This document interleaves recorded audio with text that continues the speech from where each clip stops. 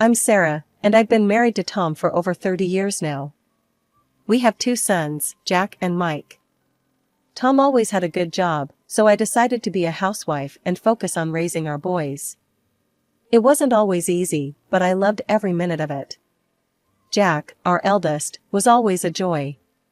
From the moment he was born, we had a special connection. He was a curious kid, always asking questions and eager to learn. Mike, on the other hand, was a different story. Don't get me wrong, I love both my sons equally, but Mike was always more challenging. Tom doted on him from day one, which I think might have been part of the problem. Tom, you can't give him everything he wants, I'd say. He needs to learn the value of things. But Tom would just laugh it off. Oh, Sarah, he's just a kid. Let him enjoy his childhood. As the boys grew older, the differences between them became more apparent. Jack was always responsible, doing his homework without being asked and helping around the house. Mike, well, he was more interested in having fun.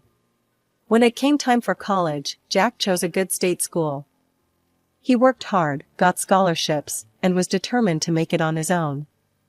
He moved into a small apartment near campus and got a part-time job to cover his expenses. Mike, however, had different plans. He announced one day at dinner that he'd been accepted into Westfield University, the most prestigious and expensive college in the neighboring city. "That's great, son," Tom exclaimed, beaming with pride. I was more cautious. "Mike, honey, that's a very expensive school." "Are you sure?" "Mom, don't worry about it," Mike interrupted. "Dad said he'd take care of it, right, Dad?" Tom nodded, and I felt a knot form in my stomach. I knew this wasn't going to end well, but I hoped I was wrong. I really hoped I was wrong. As Mike settled into his new life at Westfield University, I couldn't shake off a nagging feeling of unease. He rarely called home, and when he did, the conversations were brief and vague. Tom didn't seem concerned, but I couldn't help worrying.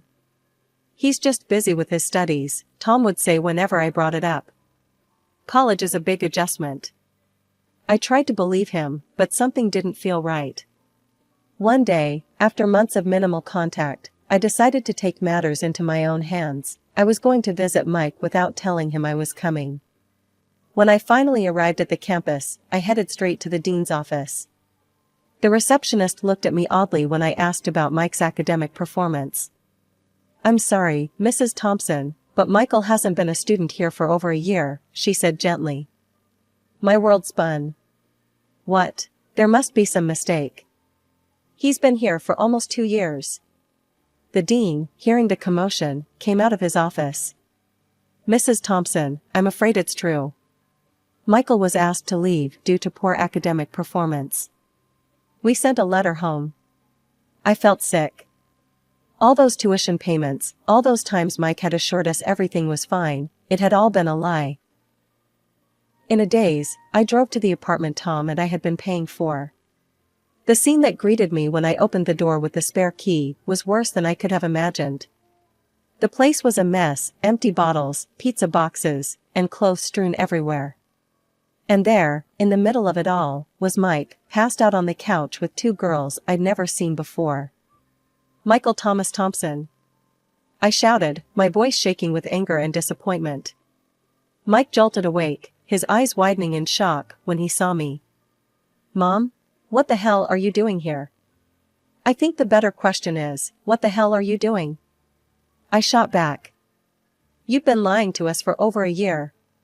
The girls, looking embarrassed, quickly gathered their things and left. Mike sat up, running his hands through his messy hair. "Look, Mom, I can explain." "Explain what?" "How you've been wasting our money. How you've been living it up while we thought you were studying." We argued for hours. Mike tried to justify his actions, but I wasn't having it. In the end, I told him I was cutting off his allowance and that he needed to come home. "Fine," he spat. "I'll come home. But I'm telling Dad my side of the story first." I dreaded the confrontation with Tom, but I knew it had to happen. The drive home was tense, with Mike sulking in the passenger seat. When we got home, Tom was waiting. Mike immediately launched into his version of events, painting himself as the victim of an education system that didn't understand him. To my dismay, Tom seemed to buy it.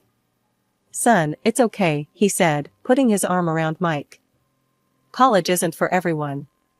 You're just trying to find your place in the world." I couldn't believe what I was hearing. "Tom, are you serious? He lied to us for over a year." But Tom wouldn't hear it. He insisted on continuing to support Mike, saying he just needed time to figure things out.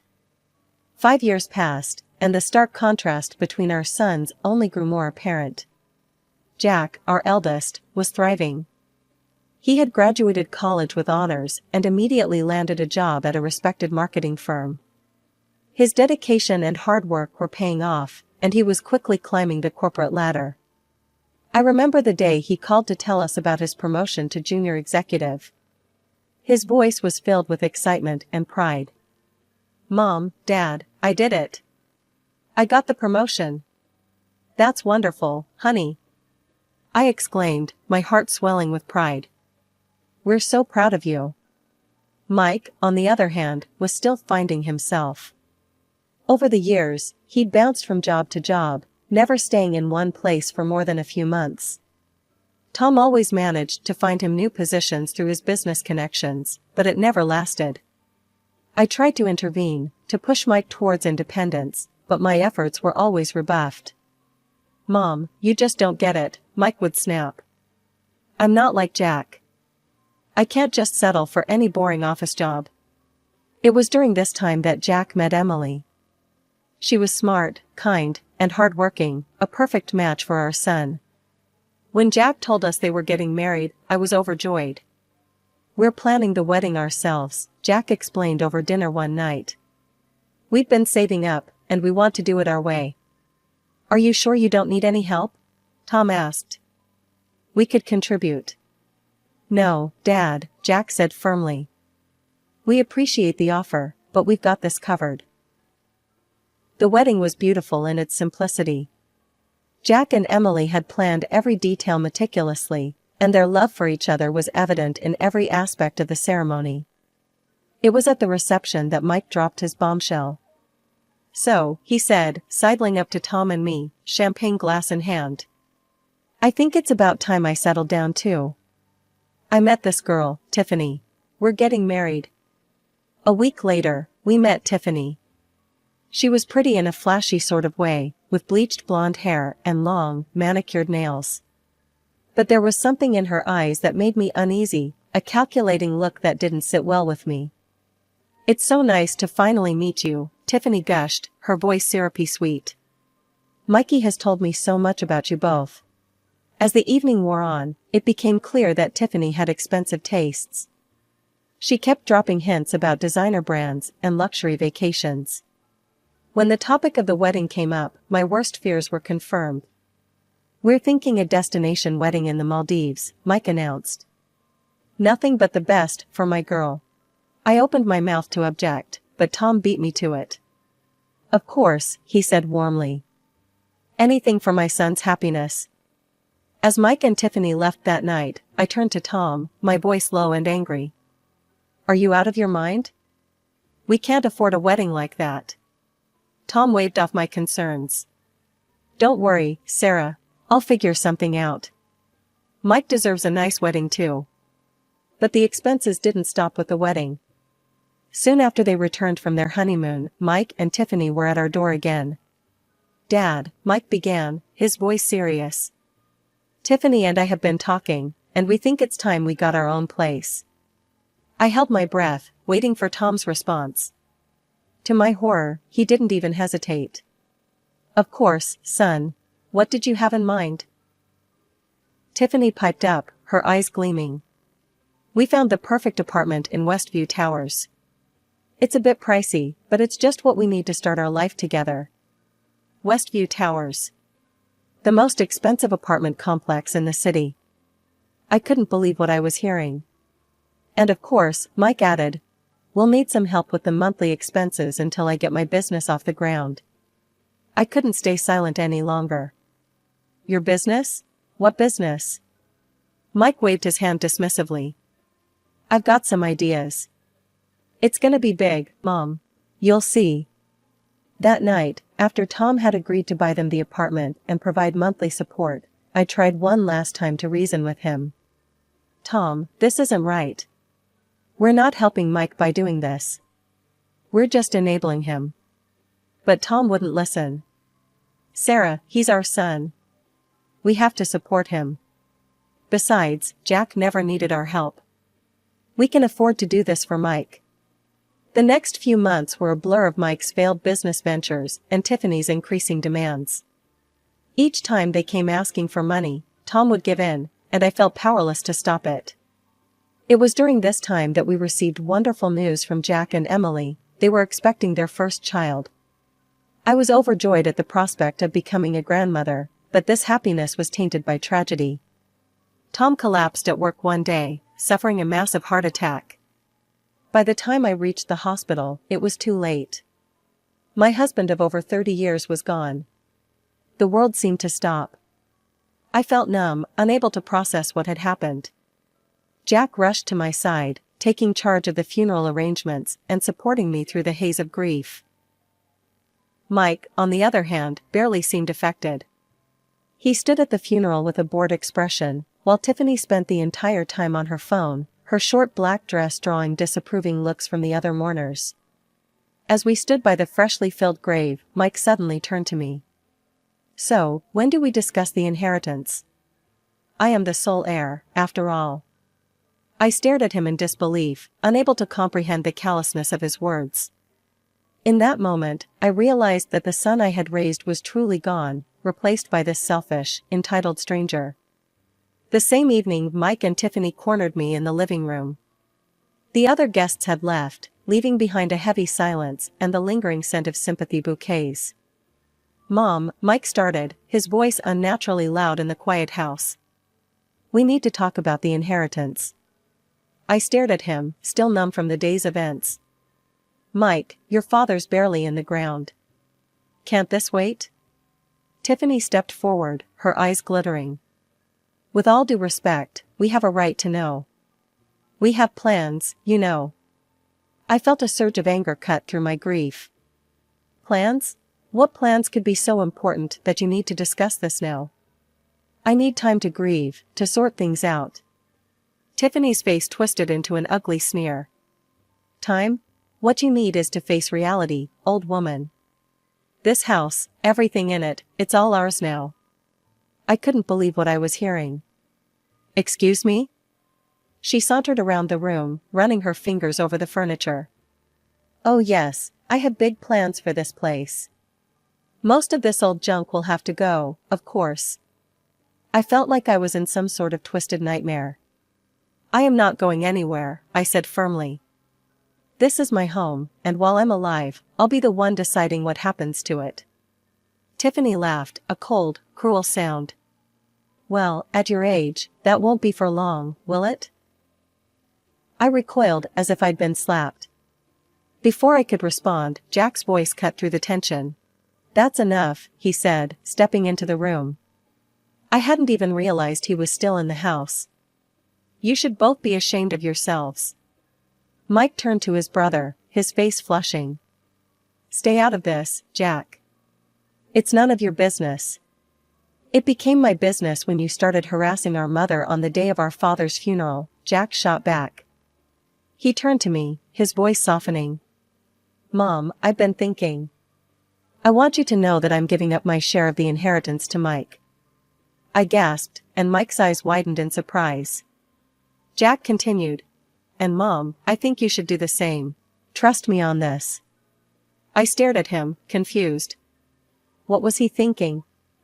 But as I looked into his eyes, I saw a silent plea. Despite my bewilderment, I found myself nodding. All right, I said slowly. If that's what you think is best, I'll do the same. Mike and Tiffany exchanged gleeful looks. We'll go to the notary in a couple of days to make it official, Jack said firmly.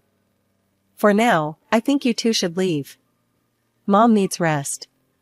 As Mike and Tiffany left, celebrating their perceived victory, I turned to Jack. What are you doing? I whispered. He squeezed my hand. Trust me, Mom. I'll explain everything soon. For now, pack your things. You're coming to stay with Emily and me for a while. As I packed a small bag, my mind was reeling. I was leaving the home I'd shared with Tom for over 3 decades, giving up my inheritance to a son who seemed to care more about money than his own mother. The drive to Jack and Emily's house was quiet. I sat in the passenger seat, my mind swirling with questions I couldn't bring myself to ask. Jack seemed lost in thought, his knuckles white on the steering wheel. When we arrived, Emily greeted us at the door. Her pregnant belly was more prominent now, and despite my turmoil, I felt a flutter of joy at the sight. "Oh, Sarah," she said, pulling me into a gentle hug. "I'm so sorry about all of this. Come in, I've made up the guest room for you." As I settled into the cozy guest room, I heard Jack and Emily talking in hushed tones downstairs. I wanted answers, but exhaustion overtook me, and I fell into a fitful sleep. The next morning, I found Jack in the kitchen, nursing a cup of coffee. I took a deep breath, bracing myself. "All right, Jack. What's going on? Why did you ask me to give up the inheritance?" Jack sighed heavily. "Mom, there's something you need to know. A few weeks before Dad died, he called me to his office. He confessed something to me." My heart raced. What did he say? "Dad was in debt, Mom. Serious debt," Jack said, his voice low. He'd taken out loans to pay for Mike's wedding, the apartment, everything. And he'd used the house as collateral. I felt the blood drain from my face. "What? But, how? Why didn't he tell me?" Jack shook his head. "He was ashamed, I think. He realized too late that he'd made a mistake enabling Mike for so long. But by then, it was too deep." I sat back, stunned. All those years of indulging Mike, of giving in to his every whim, it had cost us everything. "So, when Mike inherits?" I began, realization dawning. Jack nodded grimly. "He inherits the debt too. All of it." I gasped. "But that means—" "It means Mike and Tiffany are in for a rude awakening," Jack finished. "They think they're getting a fortune, but what they're really getting is a mountain of debt." Part of me wanted to warn Mike, to protect him from what was coming. But another part, a part one wasn't proud of, felt a grim satisfaction. "Shouldn't we tell him?" I asked, my voice small. Jack shook his head. "No, Mom. It's time Mike faced the consequences of his actions.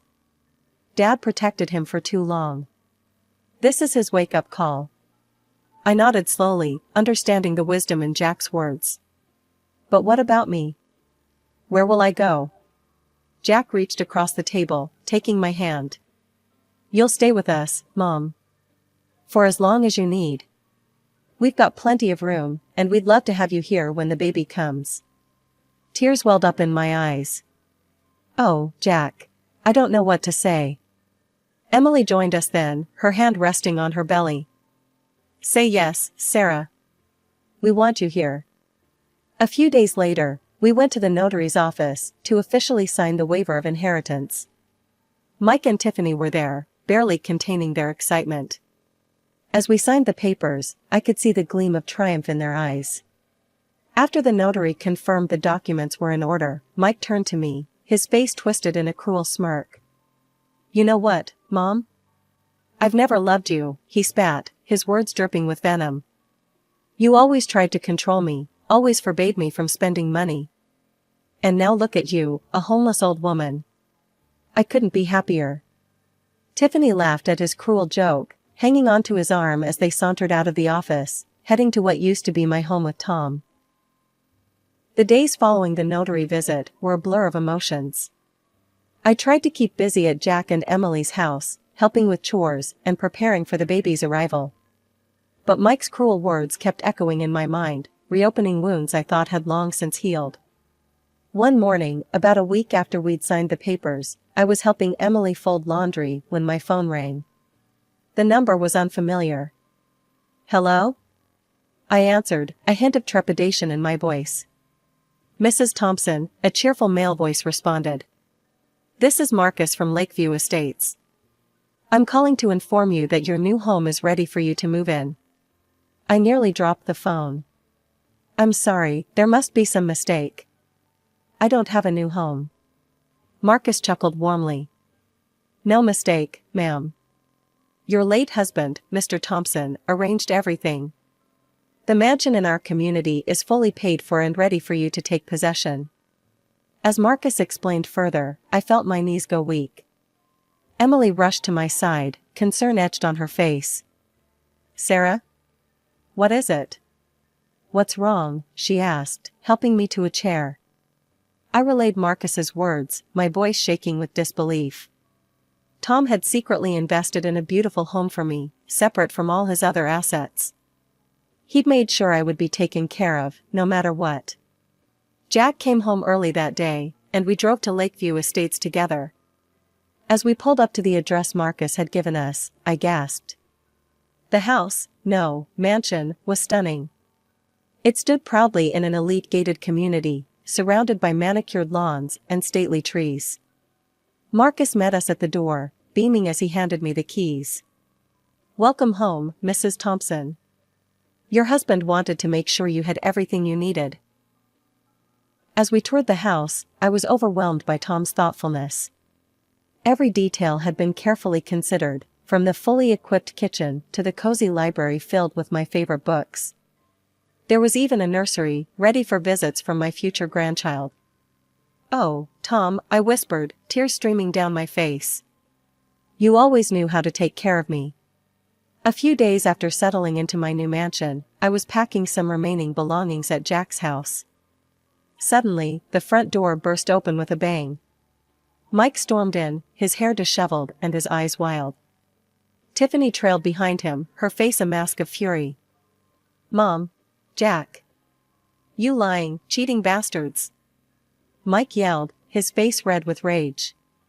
I stood up, my heart racing. Mike, Tiffany, please calm down. What's going on? Mike thrust the papers in my face. Creditors came to the house, Dad's house. They're demanding payment of all these debts I knew nothing about. They say since I'm Dad's sole heir, I've inherited all his debts along with the property. Tiffany chimed in, her voice shrill, they're threatening to take the house if we don't pay up immediately. Mike continued, his voice a mix of anger and desperation. I checked Dad's accounts. There's no money, Mom. Nothing. He was supposed to have savings, but it's all gone.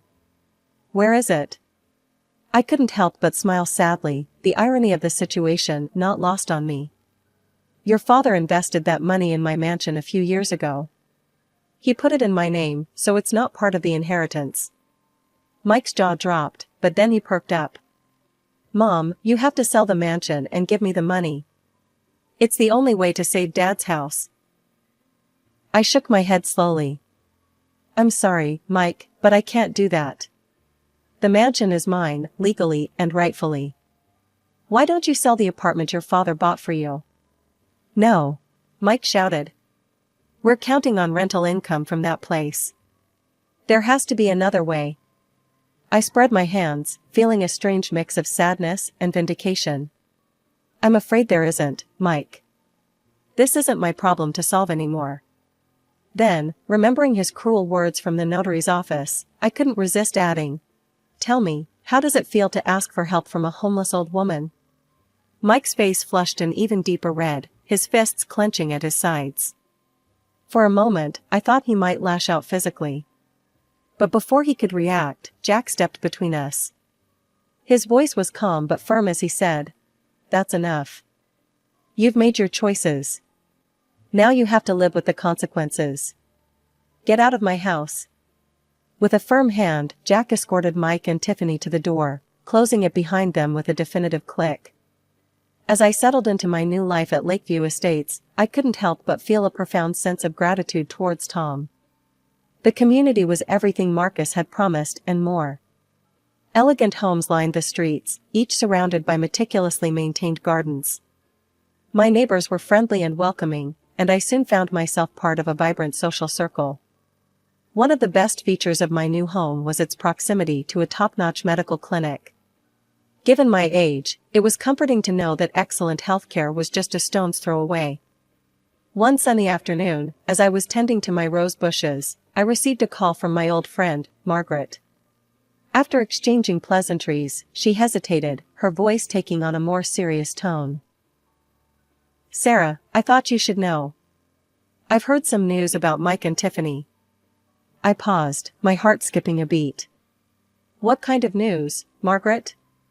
She sighed heavily, before continuing.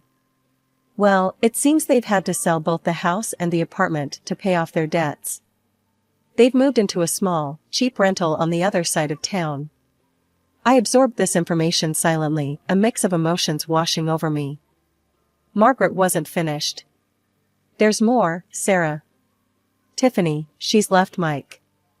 Apparently, she couldn't handle the downgrade in lifestyle. And Mike, well, he's had to get a job. He's working as a salesman at a local electronics store now." I thanked Margaret for letting me know, and sat down on a nearby bench, my mind reeling. Part of me felt a twinge of satisfaction that Mike was finally facing the consequences of his actions, but another part, the mother in me, ached for his pain. As the weeks went by, I heard more snippets about Mike's new life. He was struggling, but for the first time, he was standing on his own 2 feet. There were moments when I was tempted to reach out, to offer help, but I resisted. This was a journey Mike needed to make on his own. My own life, meanwhile, was filled with joy. Jack, Emily, and their newborn daughter, Lily, visited often. The sound of Lily's laughter echoing through the halls of my new home was a balm to my soul. One particularly memorable afternoon, as we sat on the patio watching Lily crawl on a blanket, Jack turned to me with a serious expression. "Mom, I've been thinking about Mike," he said cautiously. I nodded, encouraging him to continue. "I ran into him at the grocery store last week. He looked different. Humbled, I guess. He asked about you. I told him you were doing well. That you missed him. Was that okay?" I reached out and squeezed Jack's hand. "It was perfect, honey. Thank you." As I watched Emily scoop up Lily, peppering her chubby cheeks with kisses, I felt a sense of peace wash over me. Life had taken unexpected turns, bringing both pain and joy. But sitting here, surrounded by the love of my family, I knew that everything would be alright. Everything would be alright.